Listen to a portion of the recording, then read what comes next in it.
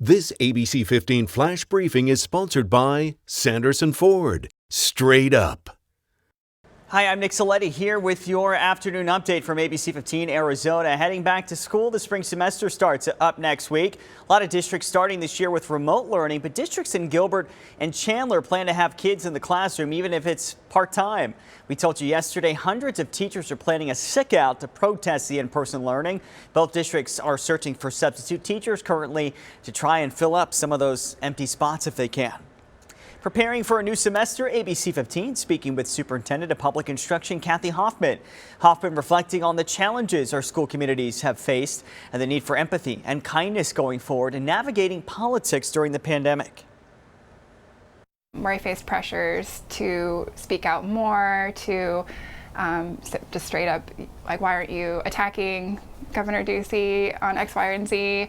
And you know, especially being an elected Democrat, my biggest priority since March has been how do we maintain school funding. I needed the governor's partnership and collaboration to make sure the funding was going to our schools. This is just part of Danielle Lerner's exclusive interview with HOFFMAN. To catch the full story, just go to abc15.com/schools. Plus, we'll have even more of this conversation coming up on Monday as several districts start off the spring semester. When the president signed the pandemic relief package, it extended the moratorium on evictions through January. But that's only working if the people facing evictions submit a CDC declaration to their property manager. TANYA received an eviction notice Christmas morning. She's a single mom of 3 and had submitted the declaration to her property manager well in advance of her hearing. So when her case was called on Tuesday, she was prepared.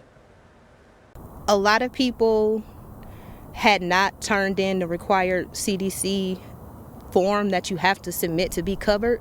So for those people, they were told that they can either turn in the form, they do still have time to turn in the form, but if not, January 4th at 8:30 in the morning, the sheriff could be at your door. The CDC declaration stipulates you earn less than $99,000, make good faith efforts to pay the rent. The inability to pay is a direct result of COVID. And finally, if you're evicted, you have no other place to go.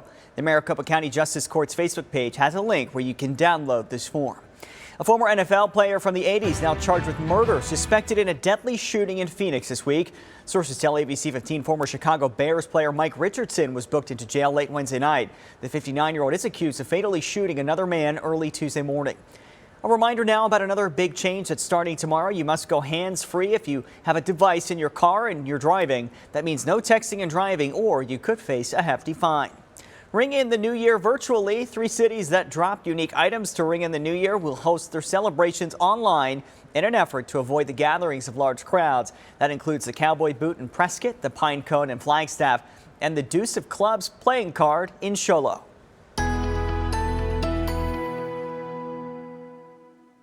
Happy last day of 2020. I'm meteorologist Iris Hermosillo. As we talk about your most accurate forecast, today's going to be a cooler and cloudy day with Phoenix only reaching 61 degrees for a high. Some valley cities will only make it into the upper 50s this afternoon with temperatures in the 30s and 40s across most of northern Arizona. A storm system's moving in, bringing in the clouds, and we'll also see a chance for some light snow showers up north, but not expecting much in terms of accumulation. And for the valley, no rain, just the clouds. Clouds will linger into tonight, and then they start to clear out early tomorrow. And by tomorrow, we're back to sunny skies for the start of 2021. 41 for a low tonight with partly cloudy skies. Then tomorrow for New Year's Day, a high of 63. We are looking at some air quality alerts, though. High pollution advisories today, tomorrow, and then a watch on Saturday. And it looks like we could see air quality reach unhealthy levels for all of us, especially by Friday morning after all those fireworks go off. Low 60s today, then mid 60s the next couple of days into the weekend, upper 60s next week. Another update tonight. Until then, get the latest news, weather, and traffic at abc15.com or just download our free ABC 15 mobile app. This ABC 15 Flash Briefing is sponsored by Sanderson Ford. Straight up.